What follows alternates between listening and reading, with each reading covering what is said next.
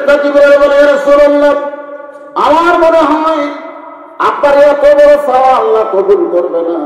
কোন নবীর জন্য আল্লাহ যে বোরাক তৈরি করে নাই, আপনার তো স্পেশাল ভাবে তৈরি করছে, আপনি সেই বোরাক গোরাগার উম্মতের জন্য চাবেন, আমার মনে হয় এই চাওয়া আল্লাহ কবুল করবে না।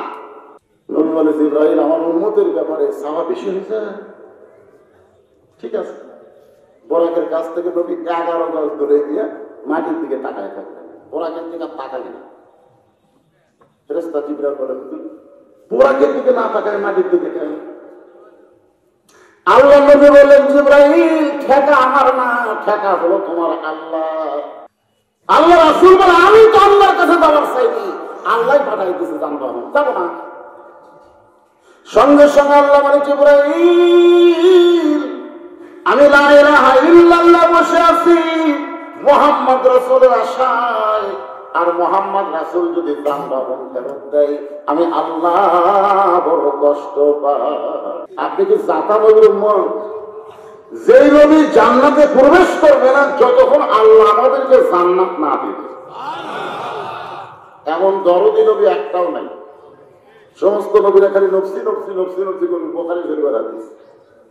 আর আমাদের নবী নফসি নফসি করবে না, ইয়া রাব্বি হাবলি উম্মতি, আমার উম্মতের কি হবে। সুবহানাল্লাহ বলেন। এখন এখানে দর্শন, ইমাম গাজ্জালী এখানে দার্শনিক দর্শন বলেছে যে আচ্ছা, মুসা নবীর চোখের পাওয়ার কম, আল্লাহ দেখবার পায় না, এই জন্য বলছিল আল্লাহ তোমার দেখবার চাই, কিন্তু আল্লাহর কি চোখের পাওয়ার কম? তাহলে আল্লাহ নবী তার কাছে নিয়ে যাবে কেন? চোখের পাওয়ার কম হলে দেখবার পাচ্ছি না, তারে জিবরাইল যা বলা ক্রিয়া নবী নিয়ে দেখবার পাচ্ছি না, কিন্তু আল্লাহ কি দেখবার পায়? পায়। তাহলে নবীকে আল্লাহর আরো নিয়ে যাওয়ার পিছনে আসল কারণটা কি, এইটা নবীর উম্মত হিসেবে আমরা অনেকেই জানি না। এটা জানার দরকার আছে না নাই? প্রয়োজন আছে না? অবশ্যই দরকার আছে। কারণ যেই বছরে রাসূল মেরাজ করেছেন, ওই বছরে রাসূলের জীবনে 3টা কষ্ট গেছে। কয়টা কষ্ট? 1 নম্বর কষ্ট হলো চাচা আবু তালেব মারা গেছে। আপনার অনেকে মনে করবেন চাচা বললে ভাইস্তার কি হয়? চাচা বললে ভাইস্তার মন খারাপ হয়? অধিকাংশ ভাইস্তার মন খুশি হয়। কি জন্যে? আমি আমার কথাই বলতেছি, আমার জন্মের পর থেকে আমার বাবার গন্ডগোল অন্য কারোর সাথে হয়নি, খালি চাচার সাথে হতো। তার সাথে এই সামান্য জায়গায় নেই মারা হয়। আমি মাঝে মাঝে দোয়া করতাম, আল্লাহ এই চাচা মরে না, এই মরলি তখন বাপটা ভালো থাকতো। কিন্তু আল্লাহ নবীর চাচা মরে যাওয়ার পরে নবী এত কষ্ট পাওয়ার পিছনে কারণ হলো জন্মের আগেই নবীর বাবা দুনিয়া থেকে বিদায় হয়ে গেছে। এই কারণে আল্লাহ বলেছেন, আলাম ইয়াকিদিকা ইয়াতীমান ফাআওয়া। এই কথা তো আমি বলছি যে ভাই, এই কথাকে আমি বলিনি যে দিনের মাহফিল আমি শুরুতে লোক পাই না, পরে এত লোক হয়, বসার জায়গা হয় না, খানা হওয়ারও জায়গা হয়। তো চারটা দিয়েছি তো, গরম একটু গরম গরমও পড়ছে, আর বলেন কি চাবো কথা। এর আগে আমি কয়েকবার আইসি আপনাদের এলাকায়, এখানে মাহফিল করেন ওই সাইড একটা ভালো জায়গা মাহফিল করছে, যদি বড় জায়গা সেখানে মাহফিল না করে এবার মাহফিল করছে। আগে ঘন ঘন আসতাম, এখনকার ঘন ঘন আসা যায়, পাতলা পাতলা লোক তো হবে। এখন আপনারা কি করবেন, বারবার করে হোক 4 ঘন্টা ওয়াজের লাইনও তো করবো, এদিকে আবার আসরের নামাজ ঢকঢক করতেছে, তোর সঙ্গতা দেখছে। হ্যাঁ, এই জন্যে অত্যন্ত গুরুত্বপূর্ণ রাত আমাদের সামনে, সেই রাতটাকে সামনে নিয়ে আপনাদের সামনে আলোচনা করার নিয়ত করেছি। ভাইজান, আপনাদের নিজ দায়িত্ব ভাই, কারণ ঘনবসতি বাংলাদেশে 12 লক্ষ রোহিঙ্গা মুসলমানকে জায়গা হচ্ছে, তোর সঙ্গতা দেখছে না। এখন আবার সৈন্যরা আসতেছে, রোহিঙ্গা, এখন আবার মায়ানমারের সৈন্যরাও বাংলাদেশে ঢুকতেছে। তার মানে আমরা কি বলে জায়গা হবে না, এত ঘন জায়গা হবে না, কথা বলছি। আয় রে আয়, আরো আয়, আমরা মিলামিশা থাকবার চাই। তো রোহিঙ্গা মুসলমানকে যদি জায়গা দিবার পারি, তারা আসতেছে অনেক রোহিঙ্গা, তোদের জায়গা দেওয়ার জন্য কি করবেন? ও যাক ভাই, ও যে দেখেন কি বুদ্ধিমান, আপনাদের মাঝখানে এসে বসলো। আমি কিন্তু খেয়াল করে দেখলাম ওনার স্যান্ডেল হাতর, তো স্যান্ডেল যখন হাতর নিল, স্যান্ডেল কি পাওয়ার না হাতর? স্যান্ডেল কোথায় নিয়ে আসলো? হাতে। হাতে স্যান্ডেল নিলে ওরা কার উপর আসলো? আপনাকে মাথার উপর দিয়ে পায়ের স্যান্ডেল আনুকের আপনার চান, পায়ের জিনিস পায়েতে থাকে, ওইটা মাথার উপর ওঠে কেন? ওইটা আপনি ফাঁকা রাখছেন। এখন দূর থেকে দেখতেছে ফাঁকা জবার গেলে তখন স্যান্ডেল হাতে তালা গেলে, কারণ বাংলাদেশের লোকেরা জুতা চোরের ভয়ে স্যান্ডেল ছাড়ে না, পরে এই জন্য আপনারা স্যান্ডেলকে মহব্বত করেন বিদায়। ভাই আরেকটু সামনে আসেন, আর চাপা বলবো না, এটা শেখ চাপা, একটু জিকির করেন, একটু ঝোঁক দিয়ে সামনে আসেন। লা ইলাহা ইল্লাল্লাহ। আমি শুনলাম আমার মায়েদেরও জায়গা হচ্ছে না। ও মা, আরে আপনারা একটু জমে জমে বসেন। লা ইলাহা ইল্লাল্লাহ, লা ইলাহা ইল্লাল্লাহ, লা ইলাহা ইল্লাল্লাহ মুহাম্মাদুর রাসূলুল্লাহ। যতবার নবীর নাম উচ্চারণ করব ততবার আপন ইচ্ছাই বলবো সাল্লাল্লাহু আলাইহি ওয়াসাল্লাম। আল্লাহ বান্দার ধ্বংস চাইবে, একজনের চাষে, তার নাম হলো আবু লাহাব। আল্লাহ বলেছেন তাব্বাত ইয়াদা আবি লাহাব। আবু লাহাবের হাতকে আল্লাহ ধ্বংস হওয়ার জন্য বলেছেন। ধ্বংস চাইছেন কে? আর একটা ধ্বংস চাইছে যে নবীর নাম শোনার পরে যারা দরুদ পড়ে না, আল্লাহ বলেছেন তারা ধ্বংস হয়ে যায়। আল্লাহ দোয়া করছেন ধ্বংস হয়ে যাক, আর দুইজন আমিন করছে। কয়জন আমিন? একটা হলো জিবরাইল আর একটা হলো আমাদের নবী। আচ্ছা, আল্লাহ যদি দোয়া করে আর জিবরাইল আর নবী যদি আমিন করে, এই দোয়া কবুল হবে না? খালি হওয়া নয়, ডবল হবে। এই জন্য নবীর নাম শোনার পরে যদি মোহাম্মদ এটা উচ্চারণ করে শোনার পরে যদি সাল্লাল্লাহু আলাইহি সাল্লাম না বলেন, তাহলে আল্লাহ বলেছে ধ্বংস হয়ে যায়। আমরা কি ধ্বংস হওয়ার চাই? এই জন্য যতবার নবীর নাম শুনবো বলবো ততবার সংক্ষিপ্ত একটা দরুদ, বেশি বড় লম্বা না, দরুদ ইব্রাহিম না, আপনারা বলবেন সাল্লাল্লাহু আলাইহি ওয়াসাল্লাম। তাহলে কি বলতেছিলাম? যে বছর আল্লাহ নবী মেরাজ করেছেন, ওই বছর নবীর জীবনের তিনটা কষ্ট ধরে গন কয়টা? এক নম্বর কষ্ট হলো চাচা মারা গেলেন। চাচা, যে চাচা নবীকে লালন পালন করেছেন, কারণ নবীর বাবা দেখার সুযোগ হয়েছে। মায়ের পেটে থাকতে নবী কি বলছে? বাবা মরে গেছে, একটা গানও আছে, শিশুকালে মরে গেছে মা, গর্বে থাকতে মরছে পিতা, নবী চোখে দেখলেন না।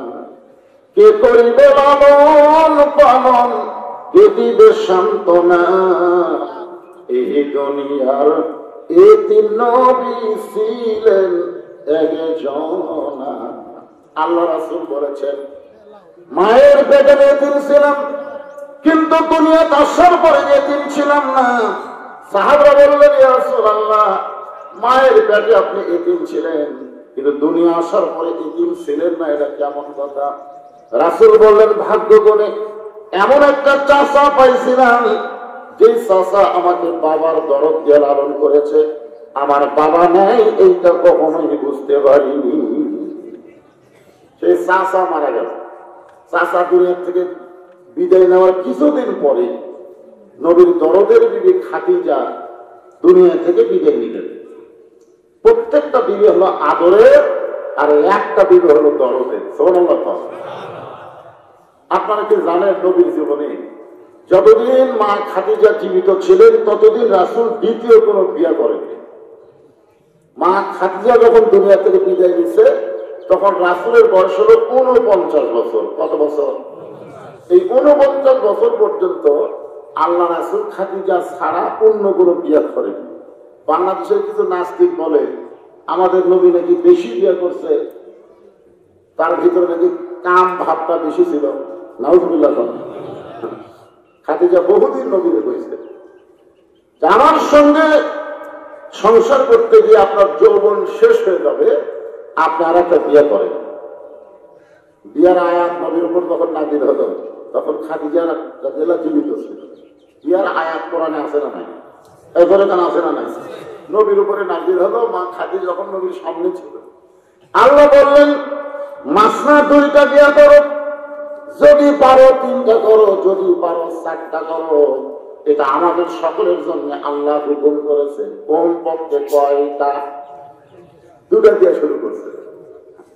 আবার পেশা কুয়া ধরি, তাহলে জায়গা হয় না তো আমি কি করবো? তাহলে দুইটার কথা আল্লাহ বললেন। খাদিজা বলেন, ইয়া রাসূলুল্লাহ, আপনি ইচ্ছা করলে আর একটা বিয়ে করতে পারেন। আল্লাহ রাসূল বললেন, খাদিজা, দুনিয়াতে প্রত্যেকটা স্বামী যখন বিয়ে করে, বিয়ে করার পরে বউ স্বামীর হাতে তুলে দেয়, বউ কার হাতে তুলে দেয়। কিন্তু আপনার সাথে যখন আমার বিয়ে হলো, তখন আপনার হাত আমার হাতের উপর কেউ তুলে দেয়নি, বরং আমার দুই হাত আপনার হাতের উপরে তুলে দিচ্ছে। আবু তালেব বললেন, মা, খাদিজাকে বলতেছে, মা, আমার এই চিন্তারে তোমার হাতে তুলে দিলাম মা। এমন গৌরব দিয়ে নবীকে লালন পালন করেছেন। আল্লাহর নবী বলেন, সর্বপ্রথম আমাকে নবী বলে তিনি স্বীকার করেছেন। সেই মহিয়সী নারীর নাম হলো খাদিজা। নিজের স্বামীকে নবী বলা আপনার কি মনে করতেছেন? চাকরিখানির কথা। নিজের স্বামী, আমি তো বুঝতেছি আমার বউ আমার হুজুরই হয় না।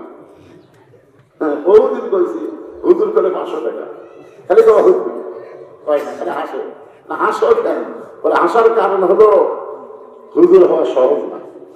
আমার বইয়ের কাছে আমি হুজুরে হওয়ার পারিনি, আর খাদিজার কাছে আমাদের নবী সর্বপ্রথম, বলে কর সুবহানাল্লাহ, তিনি নবী বলে স্বীকৃতি দিয়েছেন। সঙ্গে সঙ্গে আল্লাহ তাআলা একটা আয়াত নাযিল করলেন। মা খাদিজা যখন ঈমান গ্রহণ করলেন, তখন আল্লাহ তাআলা কোরআনে আয়াত নাযিল করে বললেন, লাকাদ কানা লাকুম ফি রাসূলিল্লাহি উসওয়াতুন হাসানাহ। যদি সফলতা অর্জন করতে চাও, বিবি হয়ে যারা নবী স্বীকার করলো, তোমরা তার আদর্শ গ্রহণ করে নাও। বলে কর সুবহানাল্লাহ। বিবি হয়ে নবী স্বীকার করা, তাকে আমাদের ধরা লাগবে।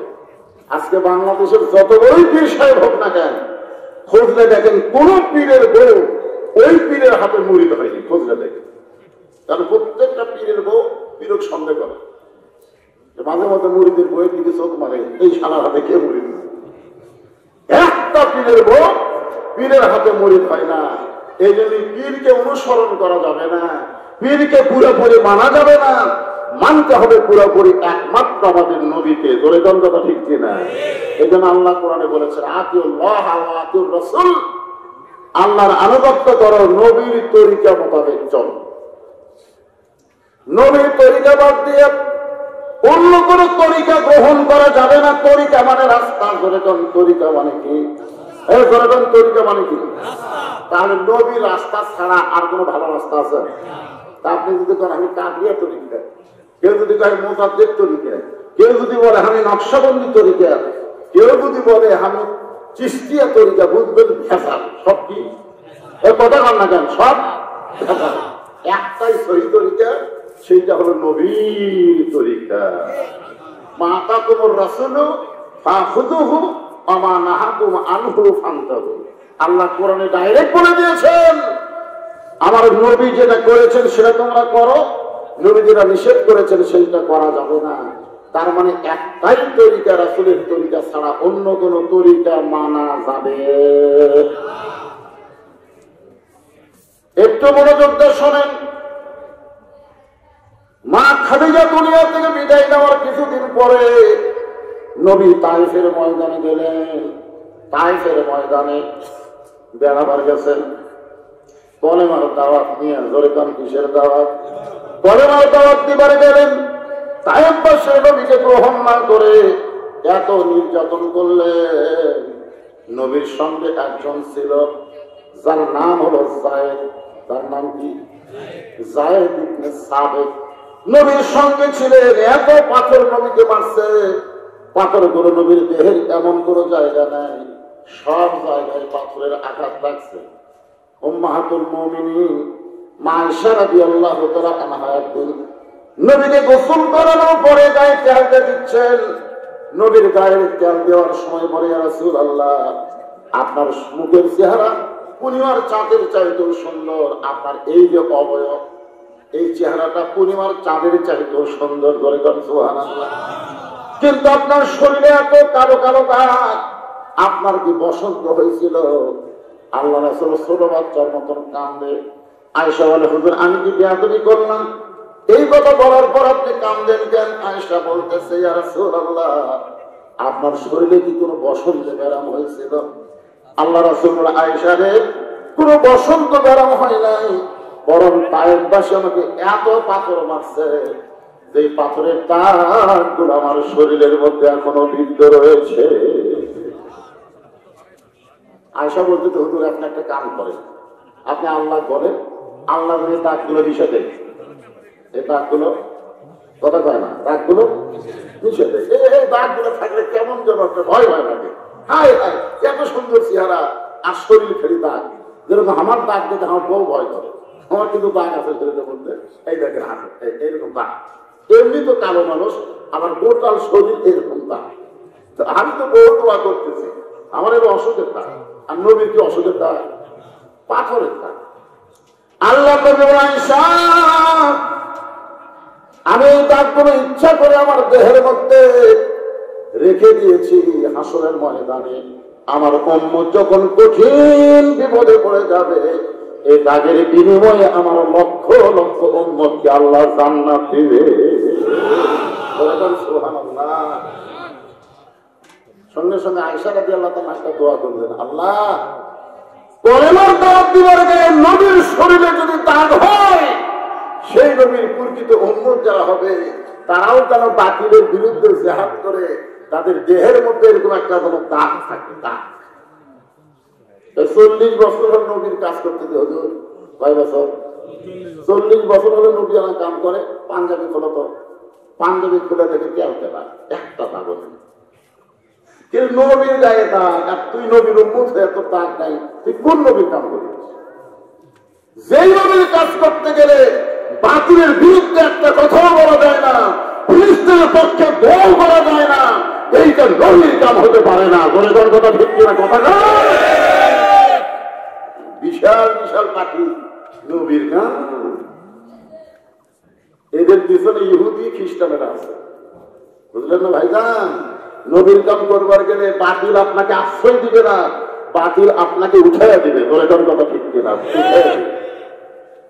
আজকে বাতিলেরা শর্ট দেয়, বাতিলেরা পাইপ দেয়, বাতিলেরা সাজিয়া দেয়, তার মানে কি? আর আখেরে মহব্বতে সুদারু ঘুষারু যতগুলো দেন আমাদের আছে সব থেকে আল্লাহ নয়। কিসের আখেরে মনোভাব? যে ব্যক্তি সুদ খাচ্ছে, ঘুষ খাচ্ছে, উইটা মনোভাব মনোভাব দিয়ে যদি ইসলাম প্রচার হতো, তাহলে আমার নবীর চাইতে ভালো মনোভাব কেউ জানে না। বলে কোন কথা কর না কেন? তাই ফের ময়দানে পাথরের আঘাত। এই তিনটা কষ্টের পরে আল্লাহ তাআলা নবীকে আল্লাহর আরশে নিয়ে যাবেন। নবী ঘুমাইছিলেন কাবার পাশে, আল্লাহ নবী কাবার পাশে ঘুমায় গেছেন। এমন সময় ফেরেশতা জিবরাইল নবীকে আল্লাহর আরশে নিয়ে বেড়াইছে। সুবহানাল্লাহ। এসে বলতেছে, আল্লাহ যাক, আমি বোরাকের পিঠে করে আল্লাহর আপনার আরশে নিয়ে যাব, যে ঘুম পাড়তেছে কি করি? আল্লাহ বলতেছে, ঘুম থেকে ডাক দাও। ফেরেশতা জিবরাইল বলে, আল্লাহ কিভাবে ডাক দেব? আল্লাহ বললেন, তোমার জিহ্বা বের করে নবীর পায়ের তালুতে সুর করে দাও। বাবা আদম থেকে আমাদের নবী, সমস্ত নবীর কাছে যেই ফেরেশতা ওহী নিয়ে আইছে, সেই ফেরেশতা নাম কি? জিবরাইল। আর সেই ফেরেশতাকে আল্লাহ বলতেছে, জিহ্বা বার কর। জিহ্বা বের করে নবীর পায়ের তালুতে সুর করে দাও। ফেরেশতা জিবরাইল তার জিহ্বা বের করে নবীর পায়ের তালুতে যখন সুর করে দেয়, নবী ঘুম থেকে চেতন পায়, বলে, জিবরাইল এইটা কি করলেন? আমাকে নাম ধরে ডাকলেই তো আমি ঘুম থেকে চেতন পাইতাম। জিবরাইল বলে, ইয়া রাসূলুল্লাহ, আপনি আপনারে চিনেন না, আমার আল্লাহ আপনারে চিনে। আপনি আপনারে চিনেন না, আল্লাহ পাক আপনাকে চিনে, যার কারণে আল্লাহ হুকুম করেছে এভাবেই আপনাকে ঘুম থেকে চেতন করতে হবে। আল্লাহ রাসূল বলেন, জিবরাইল চেতন করার অর্থ একটু মেহেরবানি করে বাধা চলে, একটু বাইরে যাওয়ার পরে বলতে হবে, এই যে জমজমের গভীর পানি দিয়ে আপনি ওযু করেন। এখান থেকে বোঝা গেল ঘুমায় গেলে ঘুম থেকে চেতন পারলে কি করা লাগে? ওযু করা লাগে। আল্লাহ নবী ওযু করার পরে বলে, জিবরাইল কি করা লাগবে? বলে হুজুর একটু কষ্ট করে আপনি একটু সামনে চলেন। সামনে যাওয়ার পরে এত সুন্দর একটা প্রাণী, আল্লাহ রাসূল বলে জিবরাইল ঘুম থেকে চেতন করে সুন্দর প্রাণী দেখানোর জন্য কি আমার নিয়ে আইলা? জিবরাইল বলে হুজুর এই প্রাণী দেখার জন্য আপনাকে আনি নাই, এই প্রাণীর পিঠে আপনি চড়বেন, এর নাম হল পোরাক। বিজলির চাইতে আলোর চাইতে কোটি কোটি গুণ বেশি গতি। এই পোরাকের দিকে আপনি চড়বেন, পোরাক আপনাকে আল্লাহর আরশে পৌঁছায়া দিবে। কোরআনে আল্লাহ বলেছেন সুবহানাল্লাযী আসরা বিআবদিহি লাইলাম মিনাল মাসজিদিল হারাম ইলাল মাসজিদিল আকসা। এখানে দুটো মসজিদের নাম বর্তমানে একটা মক্কায় মুসলমানের কাছে আছে, আর একটা ফিলিস্তিনে আপাতত ইহুদিরা দখল করে দিচ্ছে। আজ বহুদিন হলে সেখানে জুমার নামাজও পড়বার দিচ্ছে না। দলে কথা ঠিক কিনা চিন্তা করছেন?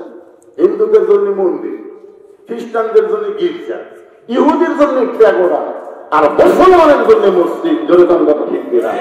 সেই মুসলমানের মসজিদ শয়তান ইহুদিরা দখল করে বসে আছে। এ পর্যন্ত 26,000 ফিলিস্তিন মুসলমান ওই মসজিদ দখল করার জন্য তাদের জীবন দিয়েছে। তার মধ্যে 19,000 হচ্ছে বাচ্চা, শিশু বাচ্চা। শিশু বাচ্চা, ওরা শিশু বাচ্চাকে টার্গেট করছে। কি জন্য? কারণ গোটা পৃথিবীর সমস্ত মুসলমান মা জন্ম দেয় বাচ্চা, আর ফিলিস্তিনের একজন মা বলেছে আমরা কোন সন্তান জন্ম দিই না, আমরা একটা মুজাহিদের জন্ম দিই। আপনি সন্তান জন্ম দিয়েছেন, পুচকে কাঁদতেছে, ভাত খায় না, মোবাইল চালু করে দিতেন, ওই মোবাইল দেখে আর ভাত খায়, মোবাইল দেখে আর ভাত খায়। ওই বড় হলে কি মার হতে পারে? বুঝবার পারতেছে না, ওরে বুঝবে। আর ফিলিস্তিনের বাচ্চার জন্ম হলেই মা তাকে বাইতুল মুকাদ্দাসে নিয়ে যায়, নিয়ে যাওয়ার পরে দেখায় আল্লাহর ঘর, ঘরের মধ্যে বাচ্চারে শোয়াইয়া রেখে মা শুকরিয়া তার নামাজ পড়ে, আল্লাহর কাছে দোয়া করে, আল্লাহ তোমার ঘরে আমার বাচ্চাকে সুপর্দ করে দিলাম, তোমার ঘর থাকবে, বাচ্চাও থাকবে, তোমার ঘর যদি কেউ লঙ্ঘন করতে চায় আমার বাচ্চা জীবন দিয়ে হলো তোমার ঘরকে হেফাজত করার চেষ্টা করবে। আজকে ফিলিস্তিনে মুসলমান আল্লাহর ঘর রক্ষা করার জন্য জীবন দেয়, আর বাংলাদেশের প্রধানমন্ত্রী 564টা মসজিদ বানাইছে। আযান দিলে যুবকেরা বাহিরে ঘরে, মসজিদের মধ্যে ঢোকে না। ধরে গান ঠিক না, দাবি করে আমি মুসলমান। হুজুর তুই মুসলমান? আযান হলো মডেল মসজিদে, তারা ছুটে আমি খালি নামাজই পড়ি না। হুজুর আপনার বলতে যাই নামাজ পড়েন, আমি মুসলমান। এখানে ডাইরেক্ট কয়েকটা হাদিস আছে, বুখারী শরীফের হাদিস। প্রথম হাদিসটা হলো লা সালাতা লা ঈমানা, যার নামাজ নেই তার ঈমানই নেই। আপনারা বলেন তো এর মধ্যে কোনো গোঁজামির আছে? লা সালাতা লা ঈমান, নামাজ নাই, ঈমান নাই। এরপরে হাদিসে বলা হচ্ছে লা সালাতা লা দীনা, যার নামাজ নাই তার কোনো ধর্মই নেই। তাহলে ওই যে নামাজ না পড়া মুসলমান দাবি করতেছে, আর ধর্ম আছে? বাইনাল আবদি ওয়াল কুফরি তারকুস সালাত, বান্দার কাফের মধ্যে পৃথক করার জিনিসটার নামই হলো নামাজ। যারা নামাজ পড়ে তারা হলো বান্দা, আর যারা পড়ে না তারা হলো কাফের। এটা আমার কথা না, রাসূলের কথা। এরপরে একটা মারাত্মক কথা দেখেন, মান তারাকা সালাতু মুতাম্মিদান ফাকাত ফাকাত, কঠিন কথা, ফাকাত কাফার। ইচ্ছা করে এক ওয়াক্ত, কয় ওয়াক্ত? এক ওয়াক্ত নামাজ যারা বাদ দিল তারা অবশ্যই কাফের হয়ে গেল। তাহলে মাননীয় প্রধানমন্ত্রী এত করে মসজিদ বানালেন খামাখা, মুসলমান নাই। প্রধানমন্ত্রীর দায়িত্ব কি খালি মসজিদ বানান? প্রধানমন্ত্রীর দায়িত্ব কি খালি মসজিদ বানান? অনেক নেতারা বলে, এখনকার বক্তারা বর্তমান সরকারের সমালোচনা করে, এখানে সমালোচনার কথা নাই তো। আল্লাযীনা ইন মাক্কান্নাহুম ফিল আরদ, মুসলমানের মধ্যে কাউকে যখন ক্ষমতার চেয়ার দেওয়া হয় তার 1 নম্বর দায়িত্ব হলো আকামুস সালাত, নামাজ কায়েম করা। আযান দেওয়ার পরে যারা মসজিদের বাহিরে ধরে, বাংলাদেশের সবচেয়ে বড় জালেম কারা? আযান দেওয়ার পরে যারা নামাজ পড়ে না, এদের চাইতে বড় জালেম আর কেউ আছে? এই কথা বল না কেন? তো সেই জালেমদের 5 হাত পিটন দেওয়া নাকি? এখনকার পুলিশেরা আলেম ধরে, আলেম না ধরে ওই জালেম গুলো ধরো তো, তারা নামাজ পড়তে না, ওই জালেম ধরা দরকার, কথা কম ধরা দরকার। ধরে নিয়ে ঘরের মধ্যে কাপড় খুলে পাখার উপরে 10টা করে বাড়ি দিতে হয়, এক উত্তর নামাজ না পড়লে 10 বাড়ি, সরকারের আইন। আমাদের নামাজের ওয়াজ করা লাগবে, কিন্তু তোমার প্রধানমন্ত্রী গেলে মসজিদ বানালো। একটু মনোযোগ দিয়ে শুনবেন। আল্লাহ নবী বোরাকের কাছে গিয়া বোরাকের গায়ে হাত দিলেন, নবীর চোখটা দরদর করে পানি পড়তেছে। ফেরেশতা জিবরাইল বলে, রাসূলুল্লাহ এত সুন্দর বোরাক, এইটা দেখার পরে আপনি কাঁদেন কেন? হুজুর আপনার কি বোরাক পছন্দ হয় নাই? নবী বলতেছে, জিবরাইল তুমি কইলা বোরাকের পিঠে চললে বোরাক আমাকে আল্লাহর আরশে পৌঁছায় দিবে। এই কথা শোনার পর আমার 30,000 বছরের কুল সিরাতের কথা বারবার মনে হয়। এই কথা শোনার পরে 30,000 বছর কুল সিরাতের রাস্তা অতিক্রম করতে বাংলাদেশের সময়ে কত হাজার? 30,000 বছর লাগবে। এই যমুনা সেতুর মতন, এই পদ্মা সেতুর মতন কিন্তু এরকম ওষার না। চুলের চাইতেও চিকন, খুরের চাইতেও ধার। যে পুল সিরাতের নিচে 7টা জাহান্নাম, যেরকম কয়টা জাহান্নাম! এইটা পার হবার গেলে অধিকাংশই শতকরা 100 ধনী প্রায় আমাদের যে চরিত্র আর যে আমল, একে ভুলে তো আমরা ডুবে আসে। আল্লাহ নবী বলেন, জিবরাইল এই বোরাক দেখার পরে আমার 30,000 বছরের কুল সিরাতের কথা মনে হয়। ফেরেশতা জিবরাইল বলে, ইয়া রাসূলুল্লাহ আপনি হলেন আল্লাহর দোস্ত, আপনি কুল সিরাতের টেনশন কেন করতেছেন? সঙ্গে সঙ্গে নবী বলে, জিবরাইল আমি নবী আমার জন্য না, আমি নবী হলাম আমার উম্মতের জন্য। সুবহানাল্লাহ। আমি নবী কার জন্য? আমার জন্য। হযরত বেলাল বললেন, হুজুর আপনি যখন কবরে যাবেন তখন মুনকার নাকির আপনার কয় প্রশ্ন করবে? আল্লাহ রাসূল বলে, বেলাল তোমার কি ধারণা? বেলাল বলে, হুজুর আপনার দুটো করবে। রাসূল বলেন, কোনটা বাদ দেবে? বেলাল বলতেছে, আমার নবী এই প্রশ্ন আপনার করবে না, কেন আপনি করবেন, আপনাকে এই প্রশ্ন করবে। রাসূল কাঁদলেন, বললেন, দেখো তোমাদের ভাগ্য কত ভালো, তোমাদের নবী আছে, আর আমার ভাগ্য এত খারাপ, আমার কোনো নবী নাই। তোমাদের ভাগ্য এত ভালো, তোমাদের নবী আছে। জোরে বলেন, কি আছে? কথা কন না। নবী থাকলে কি হয়? নিদানে আখেরাতে তরাইতে কুল সিরাতে, সবাই বলে নিদানে আখেরাতে তরাইতে কুল সিরাতে, কাঙ্গারি হইয়া নবী পার করিবেন সেই তরণী। সবাই একটু জবান করে তোমার করে বলো, নবী মোর পরশমণি, নবী মোর সোনার খনি, নবী নাম ভাবে যে সেই তো বোঝা আনের ধ্বনি। এরপরে একটা গানের মধ্যে বলা হচ্ছে, আসেন আমার মুক্তার, আসেন আমার ব্যারিস্টার, সেই বিচার হাইকোর্টে তিনি আমায় করবেন পার, আমি পাপী রাসূল জাবিদার। তোর টেনশন আছে? তোর টেনশন আছে? আল্লাহ রাসূল বলেছেন শুধু ইমান নিয়ে মত। দুনিয়াতে যত পাপ করো রে আমার উম্মত, তোমাদের কোনো টেনশন নাই। যত পাপ করো কোনো টেনশন নাই, ইমান নিয়ে যদি কবরে আসতে পারো, আমি রাসূল ওয়াদা দিলাম তুমি ছাড়া আমি জান্নাতের মধ্যে ঢুকবো না। তাহলে যা কামি করেন অসুবিধা নেই, যা ইচ্ছা তাই করে, কিন্তু মরার সময়, এখন মরার সময় ইমান নিয়ে কারা করতে পারবে? তাই কারণে সবাই নাকি আজকে যারা দুনিয়ার বাড়ির থেকে বারবার টাকা 3 তলা সব ডাক্তার বসে গান ধরতে ফেরেশতাকে পাগলা, তুই বিল্ডিং দেখবার যে আমার ফাঁকা দিস, তুমিকে দেখবার যে ফেরেশতা ফাঁকা খায়, বুঝলেন? বাংলাদেশের ফেরেশতা কয় ওটাকে সব দিয়ে কবর দেখাতে হবে, কবর দেখায়, সারা কবর দেখে না, বিল্ডিং দেখে। এরকম আছে না? কথা কন না,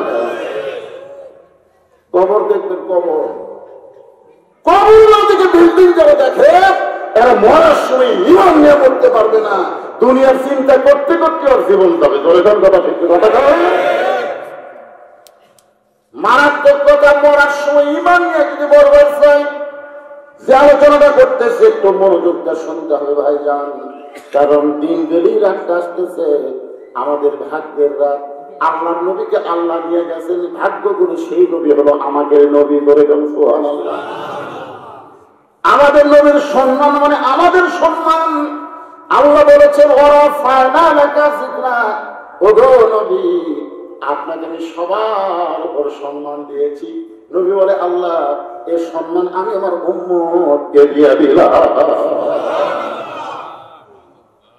আল্লাহ রাসূল বলেন বেলাল, মানুষ কবরে গেলে তাকে মুনকির নাকি 3টা প্রশ্ন করবে, কয়টা? আমি যদি কবরে না যাই তাহলে কয়টা করবে? সমস্ত সাহাবীরা চুপ করছে। হুজুর কি করে? হুজুর যেটা কথা এটাই ঠিক। সব নবী মরে গেলেও আমাদের নবী মরে না। এটা ইমানের আকীদার ব্যাপার। ইসলামের আলো জ্বালায়া দিয়া নবী শুইয়া আছেন সোনার মদিনায়। সবাই বলে ইসলামের পতাকা উড়ায়া দিয়া নবী ঘুমায়া আছেন সোনার মদিনায়। আপনি যখনই দরুদ করলেন ফেরেশতারা নিয়ে গিয়ে মদিনা করতেছে, হুজুর এই যে মক্কায় আপনার এই উম্মত কোনোদিন আপনার দেখেনি, আপনার নাম শুনেই দরুদ করবো, দরুদ করে ক্ষমা দান করবো। কারণ এত ওজন এই দরুদে, আমরা ফেরেশতারা ঢোকাবার লাগতেছে, হুজুর এত ওজন জমা নেন। আল্লাহ রাসূল ভাই কোনো নেকি লাগবে না রে, আমার কাছে যে দরুদ জমা আছে এই দরুদ খালি নেকির পাল্লায় তুলে দিব, আমার উম্মতের সবগুলো জান্নাতে চলে যাবে। এই জন্য সবার ভাগ্যে দরুদ পড়াও হয়। আজকে দরুদ দিয়ে কতগুলো ফতোয়াবাজি করে। আল্লাহর বান্দার একটু মনোযোগ দেন। ফেরেশতা জিবরাইল বলে রাসূলুল্লাহ আপনি কি বলতেছেন? আল্লাহ নবী বলেন জিবরাইল এমন করে একটা বরাত আমার আল্লাহ যদি আমার গুনাহগার উম্মতকে দিত, আমি বোরাকের পিঠে উঠতে শান্তি পাইতাম। কি নবী রে, বোরাকের পিঠে চড়বি তা আমাদের বলে। আর আমাদের এই দিকে একটা করে মার্সিডিজ গাড়ি আছে, পেয়ারাটার গাড়ি আছে, গাড়ির চড়া ঢাকার গেছে, আর লিঙ্কি খুঁজে পাওয়া যাচ্ছে না। বলে কোন ঠিক কিনা? ভোটের আগে হায় হায় হায় প্রত্যেকটা মাহফিলে ভোট হয়ে গেলে আর দেখা না।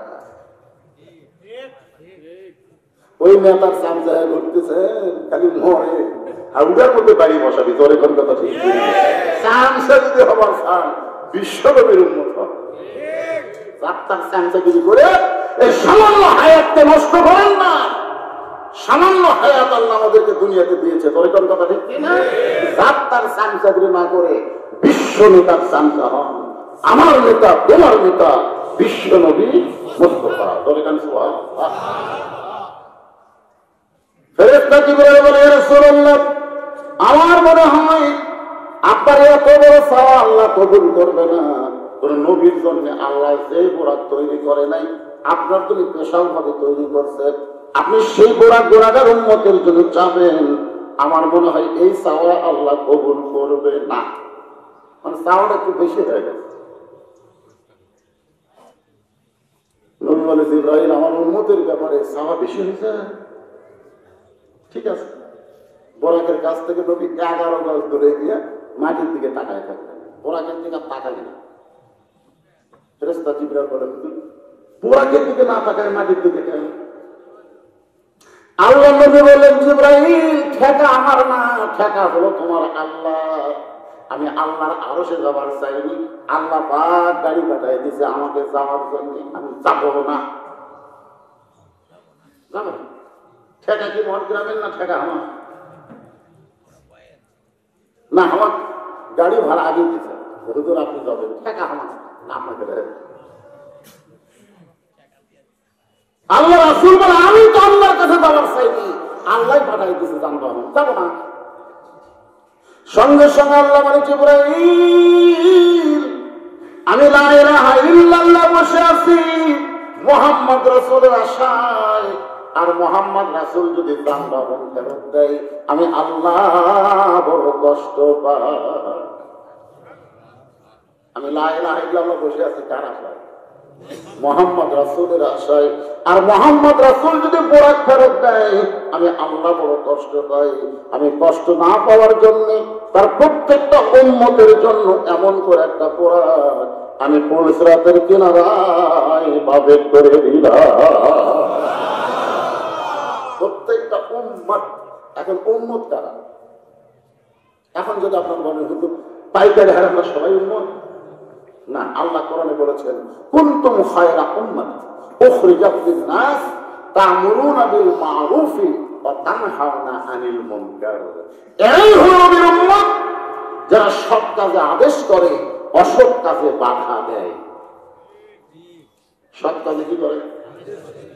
আপনি তো পাবলিককে আদেশ করে পারতেছেন না। আপনার বেটার বয়স 22 বছর, তুই ফজরের সময় ঘুম পারে, ও কি আপনি আদেশ করে পারতেছেন? আর্জেন্টিনার খেলা থেকে 3টা পর্যন্ত আপনার বেটা আগে 3টা পর্যন্ত আর্জেন্টিনার খেলা থেকে হয়েছে। আর যে সারাদিনের নাম শোনে তখন আর আগে নেয়, বা জানলাতে তাকায় দেখে পাও নাই মাথাও নাই। আদান সরার সাথে সাথে আগে 3.5 হাত 2.5 হাত হয়ে ল্যাবের মধ্যে ঢুকে গেছে। আপনি আস্তে আস্তে যান, ধরে আপনি আস্তে আস্তে ঘরের মধ্যে যায়, কম্বল টান দেন, ল্যাপ টান দেন, টান দিয়ে তাকায় দেখেন ল্যাবের মধ্যে ব্যাটার সাইজ আর সাইড থেকে কুত্তার সাইজ একই সাইজ। এখন আপনার বেটা কি বেটা না কুত্তা? কথা বল না কেন? কুত্তা কইলে কুত্তা রাগ করবে। আল্লাহ কোরআনে বলছেন সুম্মা রাদাতনাহু আসফালা সাফিলিন। এরা জন্তু জানোয়ারের চাইতে খারাপ। মুসলমান দাবি করে ফজরের আযান শোনার পরে যারা ল্যাবের মধ্যে ঘুম পড়ে, এরা জন্তু জানোয়ার চাইতেও খারাপ। তাহলে আপনার উপর আল্লাহ আইন করলেন 7 বছর থেকে নামাজের তালিম দাও, 8-10 বছর থেকে জোর করে তুমি নামাজ পড়াও। আপনি যদি না পারেন তাহলে আপনি রাসূলের উম্মত হবার পারবেন না। রাসূলের উম্মত হবার গেলে আপনার পরিবারের উপর আপনার নজর রাখা লাগবে।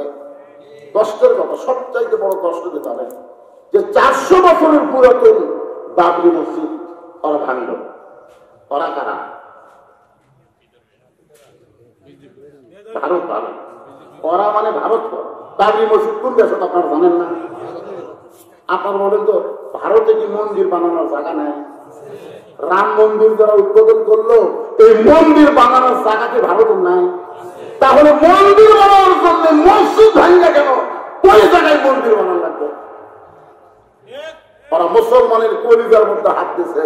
মুসলমানের নামাজ না পড়লে মসজিদকে তার জীবনের চাইতে বেশি ভালোবাসে। ধরে গান কথা দেখতে আমার এলাকায় 2 বিয়া নামাজি গন্ডগোল লাগে, বলতে বিশ্বাস যদি না করিস মসজিদ ছোঁচ। আমি বললাম কে রে, তুই তো নামাজ পড়িস না, তুই মসজিদ ছুঁয়ে কি করবি? নামাজ না পড়লে কে হুজুর মসজিদ আমল কর। আর সেই ভারতের চ্যানেল, সেই ভারতের স্টার জলসা জি বাংলা আজকে আমাদের ঘর চলছে।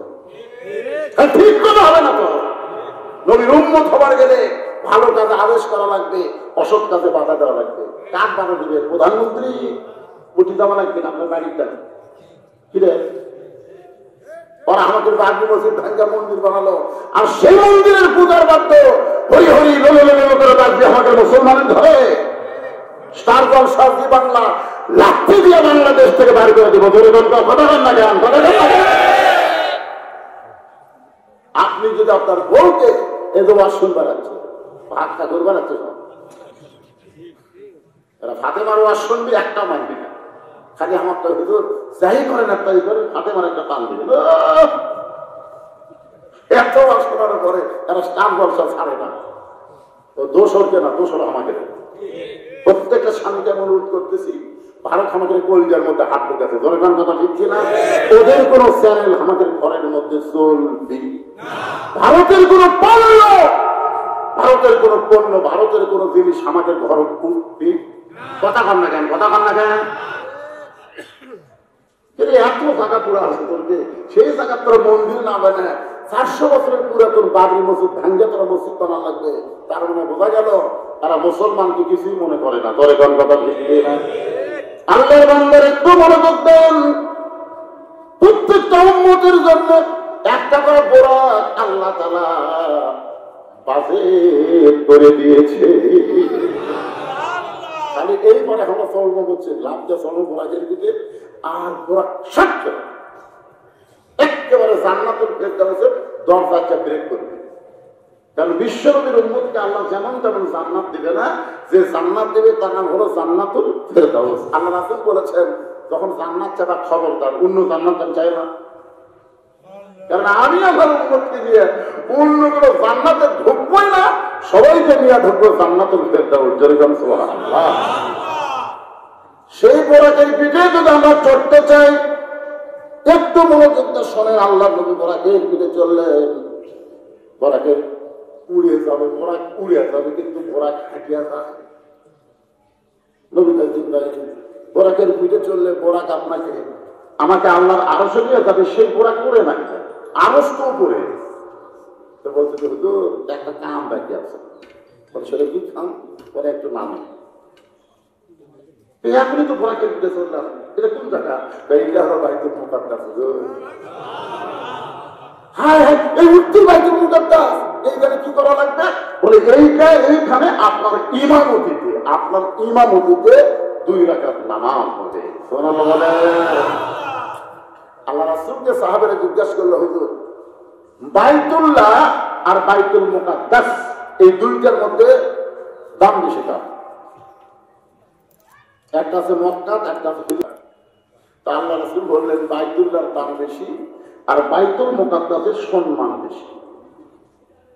আপনারা বলেন তো, দাম আর সম্মানের মধ্যে কি তফাৎ? এ ভাই মন খারাপ করছেন? দাম আর সম্মান এই দুইটার মধ্যে তফাৎ। আপনাদের এমপির দাম বেশি, কিন্তু আপনাদের ইমামের সম্মান বেশি। কারণ এমপি যদি আপনাদের গ্রামে জুম্মার দিনে আসে, একটা মুসল্লিও কবি না, এমপি সাহেব একটু খুঁজতে দেন তো। একজন কবি মসজিদে একটাই মাত্র সিয়ার, সে সিয়ার কি এমপির জন্য না ইমামের জন্য? সবাই বলতেছে এমপি সাহেব সামনে কাতারে বসে, আসুন আপনি বসে। ইমাম সাহেব সিয়ারে বসে, ইমাম সিয়ারে বসে আমাকে ভুলে দেয়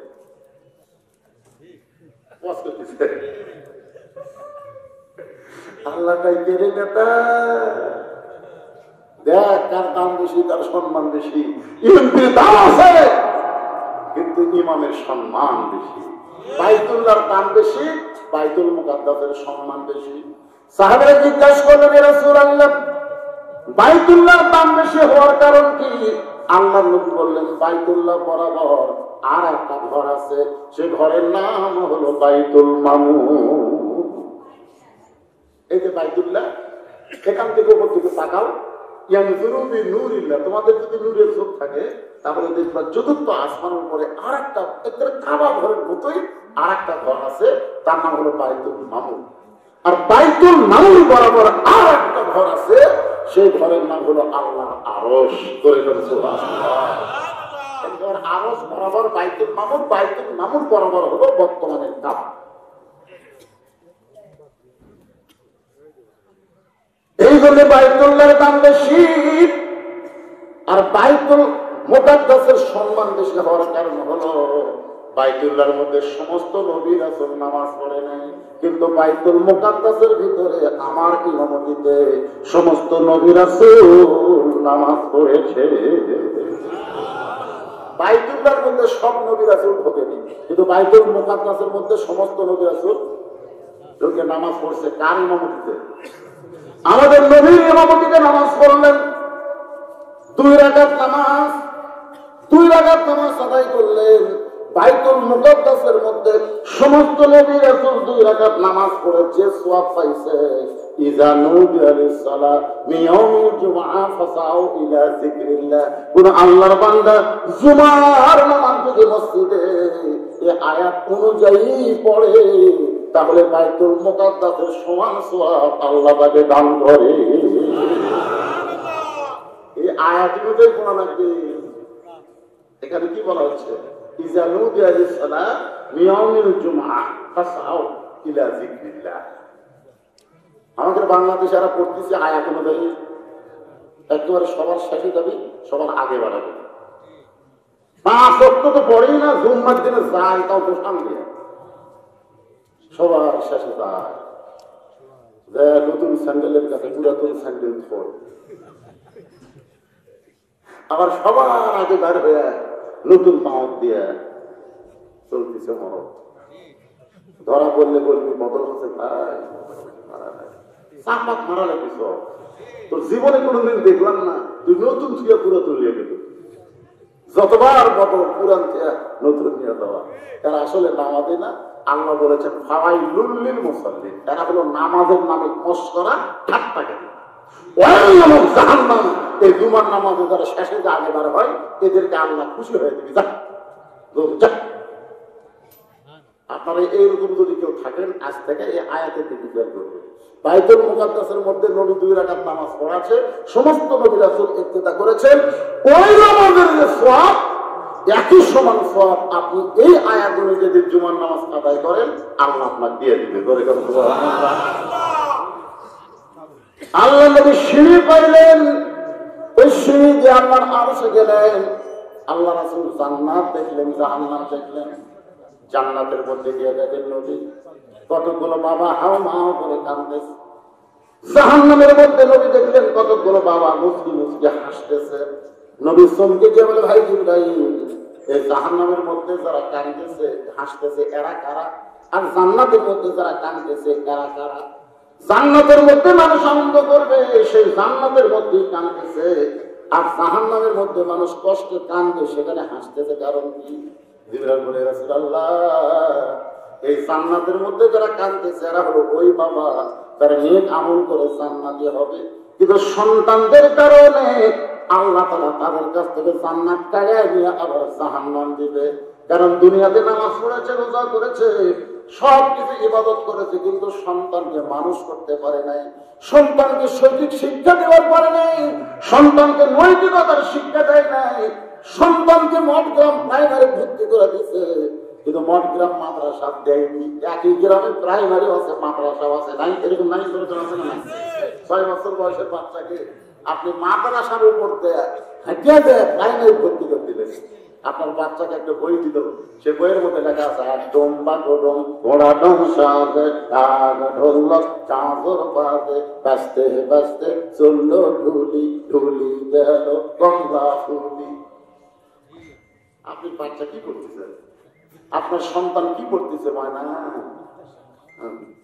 আর ওইটাকে যদি ওই প্রাইমারি তাদের এখানে ভর্তি করে দেয়, তাহলে ওর হাতে এমন একটা কিতাব দেওয়া হবে, সেই কিতাব ধরবার গেলে আগে পেশাব করান শিখান লাগবে, আগে কিতাব আগে সব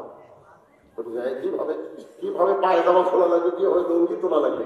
আমাদের সাথে হুজুর করে দেখি তো, তোর ছাত্র ভর্তি হলে আগে পেশাব খানা দিয়ে আসে।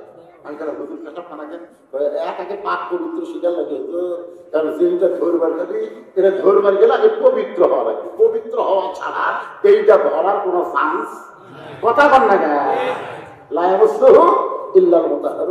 তুমি ততক্ষণ পর্যন্ত স্পর্শ করতে পারবে না যতক্ষণ পর্যন্ত তুমি পবিত্র না হবা। তাহলে আপনার সেই মাসুম বাচ্চাকে পবিত্র হওয়ার শিক্ষায় ভর্তি না করে আপনি অপবিত্র হওয়ার জায়গা ভর্তি করে দিলেন। আপনি জাহান্নামে যাবেন নাকি জান্নাত পাবেন? আর কথা কয় ওই বেটা আপনি ছাড়বেন। ছোটবেলা তো প্রাইমারি যাওয়ার চাইবেন, আমার বাপি আমার গেছে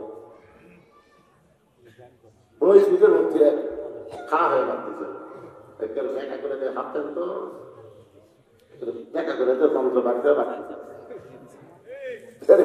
কোনকে বাজে বলছে তোর পিঠের ওপর কি কয় ওই চাষা ওই সুযোগ খায় না। বস বাবা বস, কেমনি পেশাব করা লাগে তোর সার শিখাইনি, বসে থেকে করো।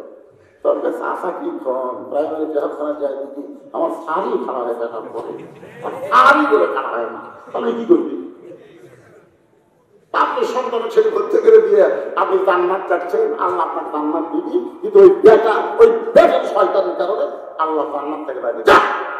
তুই জান্নাত পাইছিলি, তোর বেটার কারণে তুই জান্নাত যা। এই জন্য বাপগুলা জান্নাতের কাঁদতেছে, অতি সত্তর এরা জাহান্নামে যাচ্ছে। আর জাহান্নামে যাদেরকে হাসতে দেখতেছেন এরা পাপ করার কারণে জাহান্নামে হয়েছে, কিন্তু এদের সন্তান 5 ওয়াক্ত নামাজ পড়ে আল্লাহর কাছে বলে রব্বির রহমহুমা কামা রব্বায়ানি সগীরা। আল্লাহ আমার বাবা পাপী হয়ে কবরে গেছে, আমি সন্তান হয়ে কান্দি, আমার বাপরে তুমি জান্নাত দিয়ে দাও। আল্লাহ কয় বান্দারে তুই পাপী হয়ে জাহান্নামে হলে কি হবে, তুই নেককার সন্তানের ওসিলায় অতি সত্বর আমি আল্লাহ করে জান্নাত দিয়ে দিব। এখন আপনারা বলেন আপনাদের সন্তানকে পাপী বানাবেন না নেককার বানাবেন? কারা কারা নেককার বানানোর নিয়োগ করছেন একটু হাত করে দিবেন। আর কে হাত তোলেন? আল্লাহ যে হাত তুলতেছে ওই দুটো হাত ধুলে হয়ে যায় না। এই টান টান করে তোলেন, টান টান করে তোলেন হাত নামান। এখন যারা বিয়ে করেননি চান্স নেন, সন্তান হলে যাকে সন্তান বড় হয়ে গেছে বুঝা মানুষ হচ্ছে তার সন্তান হওয়ার চান্স নাই, যে ভাঙান নাই। একটু মনোযোগ শুনতে হবে। আল্লাহ তাআলা এক জায়গায় যে জিবরাইলকে আটকে দিল, কারণ জিবরাইল মনে মনে চিন্তা করছিল নবীর ওসিলায় যদি আল্লাহর সাথে মেরাজ হয়। এটা একটা জায়গা দিয়ে আল্লাহ বললো জিবরাইল দেখ, আর সামনে পা বাড়ায় না। জিবরাইল আমি আল্লাহ 70,000 নূরের পর্দা, সেই পর্দা পাড়ি দেওয়ার মতন যোগ্যতা তোমার নাই। তোমার নূরের পর্দা যে পাওয়ার, সেই পাওয়ারে তোমার অস্তিত্ব পড়ে হবে ছাই। ফেরেশতা জিবরাইল নূরের তৈরি হওয়ার পরেও নূরের পর্দা পাড়ি দিবার পারলো না, আর আমাদের নবী সেই পর্দা পাড়ি দিচ্ছেন। ফেরেশতা জিবরাইল বলে হুজুর আমি এখন আপনার সঙ্গে ছিলাম, আপনি যেগুলা ছিলেন নাই আমি আপনাকে চিনাই দিয়েছি, কিন্তু এখন আপনি একলা একলা যাচ্ছেন, যাওয়ার সময় যেখানে আমি যাওয়ার পারতেছি না সেখানে আপনি একলা যাচ্ছেন। ওই জঙ্গলের পুকুর পানিতে উঁচু করার সময় আপনার পায়ে জুতা আছে, ওই জুতা একটু খোলেন, কারণ মুসা নবী তোর পর্বতে আল্লাহর সঙ্গে দেখা করবার গেছিল। আল্লাহ বলে মুসা আমার সঙ্গে কথা বলতে গেলে পায়ের জুতা খোলা লাগবে। মুসা নবীর জুতা খোলার কথা বলেছিল না, এই জন্য আল্লাহ বললেন মুসা জুতা খুলে আমার সঙ্গে কথা বলো। আর আপনি আল্লাহর সঙ্গে দেখা করবার যাচ্ছেন, আপনি জুতাটা খোলেন, আমি আপনার সাথে আর থাকতে পারলাম না। এই কারণেই যখন বলতেছে জুতা খোলেন, সঙ্গে সঙ্গে নবী আমার বলে জিবরাইল আল্লাহর প্রেমে পাগল হইয়া আল্লাহর আরশে যাচ্ছি, জুতা খোলার কথা আমার মনেই নেই। এই কথা বলে নবী যখন জুতা খুলতে চায় তখনই আল্লাহর পক্ষ থেকে তোর পাহাড়ের ধুলি লাগিয়া, সবাই বলে তোর পাহাড়ের ধুলি লাগিয়া মুসা নবীর সম্মান বেড়ে যায়, আর নূর নবীজির জুতার ধুলায় আল্লাহর আরশ ধন্য। আল্লাহর সঙ্গে নবীর সাক্ষাৎ হলো, মেরাজ হলো। আল্লাহ তার নবীকে 5 ওয়াক্ত নামাজ দিল, 5 ওয়াক্ত নামাজ দিল। নবীর মনটা বড় ভার। আল্লাহ বলে হাবিব গো আপনার মনটা ভার কেন? 5 ওয়াক্ত নামাজ দিলাম, এই নামাজ পাওয়ার পর আপনি মনটা ভার করলেন। নবী ডাকতে বলে আল্লাহ আমি তো এখান থেকে যাওয়ার পরে যদি কোন উম্মত আমাকে প্রশ্ন করে হুজুর আপনি নবী হয়ে মেরাজ করলেন, আল্লাহর সঙ্গে সাক্ষাৎ করলেন, কিন্তু আমাদের ভাগ্য হলো না। আমি নবী নিজের জন্য না, আমি নবী হলাম আমার উম্মতের জন্য। আল্লাহ বলে হাবিব রে গোরদের পিঠে চড়ে আপনি আমার আরশে আইছেন, কিন্তু আপনার উম্মতেরা আমার সঙ্গে যদি মেরাজ করতে চায় তাহলে দৈনিক 5 বার মেরাজ হবে। আনতাবুদুল্লাহ কান্নাকা তারাহু ফাইল্লাম তাকুন তারাহু ফাইন্নাহু ইয়ারাকা। আপনি ঘোষণা করে দিবেন আসসালাতু মিরাজুল মুমিনিন। ধরে যান সুবহানাল্লাহ। এই জন্য তারা 5 ওয়াক্ত নামাজ একবার ধরে, আপনি যতই চেষ্টা করেন ওর কাছ থেকে সব নিবার পারবেন, কিন্তু নামাজ নিবার পারবেন পারবেন। আপনার যেন নামাজ ধরেছেন, বলেন তো একদিন এশার নামাজ না পড়ে যদি বিশ্রাম কমাতে চান আপনার সব ঘুম ধরবেন, একদিন একটু টেস্ট করে দেখেন কি হবে। যতক্ষণ নামাজ আপনি আদায় না করবেন, এই নামাজই পারে মানুষকে যাবতীয় খারাপ থেকে বাঁচায় দিতে। আল্লাহ কোরআনে বলেছেন ইন্নাস সালাতা তানহা আনিল ফাহশাই ওয়াল মুনকার, একমাত্র নামাজই পারে মানুষকে যাবতীয় খারাপি থেকে বাঁচাই দিতে আপনার ছেলেটাকে যে প্রতি মোবাইল কিনে দিচ্ছেন। এখন সবচাইতে ছেলেদের জন্য সবচাইতে মহা বিপদ হচ্ছে মোবাইল। দরকার নাম কি? কথা হয়। ও যদি 5 ওয়াক্ত নামাজ পড়ে তাহলে আপনার টেনশন নেই। আপনার ছেলে এরকম মোবাইলে ঘুরুক, যদি 5 ওয়াক্ত নামাজ পড়ে তাহলে আপনার কোনো টেনশন কেন নাই? কারণ নামাজই পারে যাবতীয় অশ্লীলতা খারাপি থেকে বাঁচাই দিত। তার মানে কোনোদিনও খারাপ কিছু দেখবার যাবে না। খারাপ কিছু দেখবার গেলেই অনিমান বলবে পারে না, কর্মকাণ্ড বন্ধ করলে কি হবে রে? আল্লাহ দেখবে। যারা 5 ওয়াক্ত নামাজ ধরছে আল্লাহ খারাপই কেটে দিবে। তাহলে আপনার চেষ্টা করা লাগবে আপনার সন্তানকে যেমন করি হোক 5 ওয়াক্ত নামাজ ধরাতে হবে। দরকার কথা ঠিক কিনা? 5 ওয়াক্ত। এই মেরাজের গুরুত্বই হলো নামাজ। মেরাজের গুরুত্ব কি? নামাজ। আল্লাহর সঙ্গে মিলন হওয়ার একমাত্র ইবাদতের নাম হলো নামাজ। হাদিসে আছে বিস্তারিত, হুজুরি কলব ব্যতীত করছেন তাহলেও নামাজ তোর হয় না। হাদিসে আছে বিস্তারিত, হুজুরি কলব ব্যতীত করছেন তাহলেও নামাজ তোর হবে না। তবে কেন গাও জোয়ারি মানুষকে দেখাও নামাজ পড়ি, ও তোমার সিদ্ধ বিদে সুফসল ফলে না। আজও কেন আল্লাহর নামাজ ধরতে পারলা না?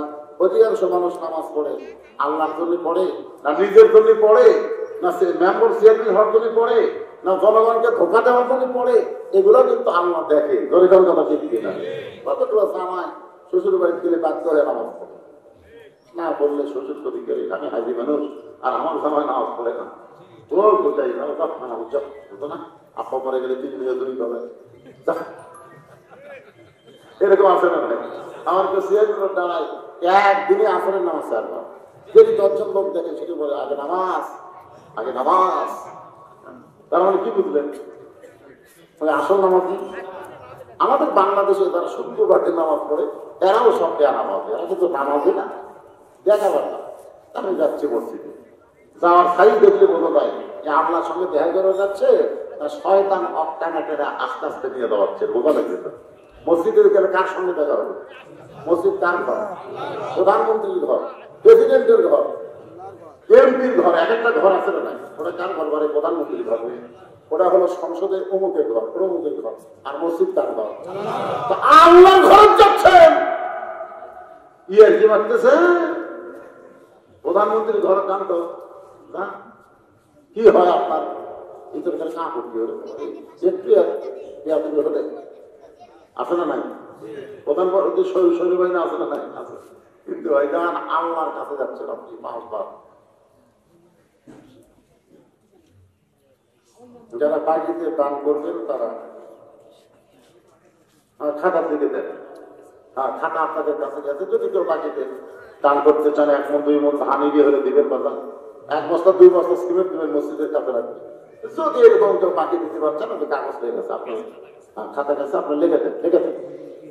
এনাদের মাহফিল করার একটা উদ্দেশ্য আছে তো, আছে না নাই? 1 লাখ টাকা ঋণ আছে। আপনার যে 500 টাকার কয়টা লোক দিয়েছেন, কয় টাকা হবে? সভাপতি সব কিছু বলেন।